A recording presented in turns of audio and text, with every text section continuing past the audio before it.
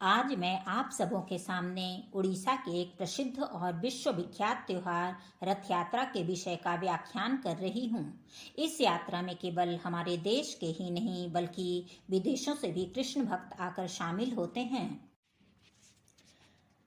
रथ यात्रा भारत के उड़ीसा राज्य का एक प्रमुख त्योहार है। यह हर एक वर्ष आषाढ़ मास के शुक्ल पक्ष की द्वितीया तिथि को मनाई जाती है। यह यात्रा जगन्नाथपुरी में होता है।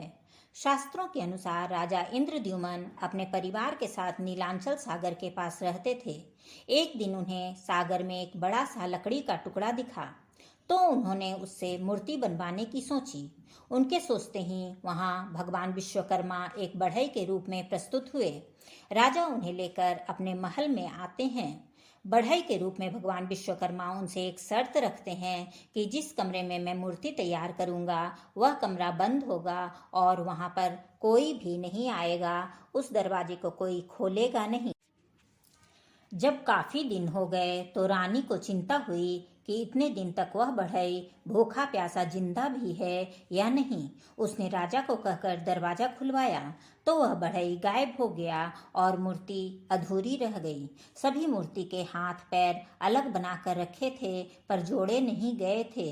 तो राजा को बड़ी चिंता हुई कि इस अधूरे मूर्ति की पूजा कैसे होगी। उसी समय एक भविष्यवाणी हुई कि जिस रूप में मूर्ति है उसी रूप में पूजा की जाए। इस तरह ये मूर्तियां आज भी अधूरी हैं।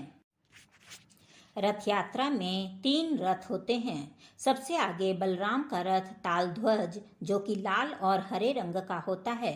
सुभद्रा का रथ पद्म रथ जो कि नीले या काले और लाल रंग का होता है। सबसे पीछे भगवान जगन्नाथ जी का रथ नंदी घोष रहता है जो लाल और पीले रंग का होता है। इसकी कहानी के बारे में कहा जाता है कि सुभद्रा जब मायके आती है तो अपने भाइयों को कहती है कि वह नगर का भ्रमण करना चाहती है।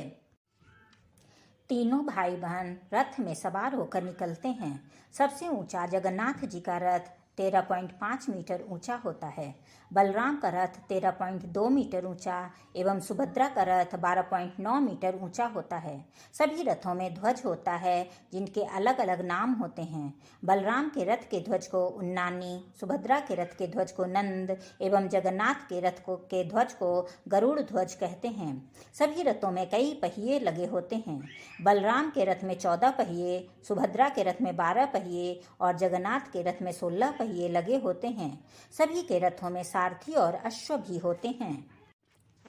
सभी रथ जगन्नाथ मंदिर से निकलकर गुंडीचा मंदिर की ओर जाते हैं। गुंडीचा कृष्ण भगवान की मौसी हैं जो उन सबको निमंत्रण देकर बुलाती हैं। तीनों भाई बहन अपनी मौसी के घर रहते हैं और 8 दिन बाद सभी रथ पुनः अपने घर जगन्नाथ मंदिर की ओर लौटते हैं। इस 8वें दिन रथ लौटने की प्रक्रिया बौढ़ा यात्रा कहलाती है। इस यात्रा में सभी भक्त रथ की रस्सी को खींचते हैं। कहा जाता है कि इसकी रस्सी को खींचने से व्यक्ति जन्म मृत्यु के चक्र से मुक्त हो जाता है। उड़ीसा के अन्य कई जगहों पर भी रथ यात्रा निकाली जाती है जिसमें वहां के लोग शामिल होकर उसका आनंद उठाते हैं। देश के भी कई हिस्सों में रथ यात्रा निकाली जाती है। पूरी धाम हिंदुओं के 4 धामों में एक धाम है। कहा जाता है कि व्यक्ति को अपनी जिंदगी में चारों धाम की यात्रा जरूर करनी चाहिए। आशा करती हूँ ये कहानी आपको इंटरेस्टिंग और क्रिएटिव लगी हो। ऐसे ही मेरे और वीडियोस देखने के लिए मेरे चैनल को लाइक, शेयर एंड सब्सक्राइब करें।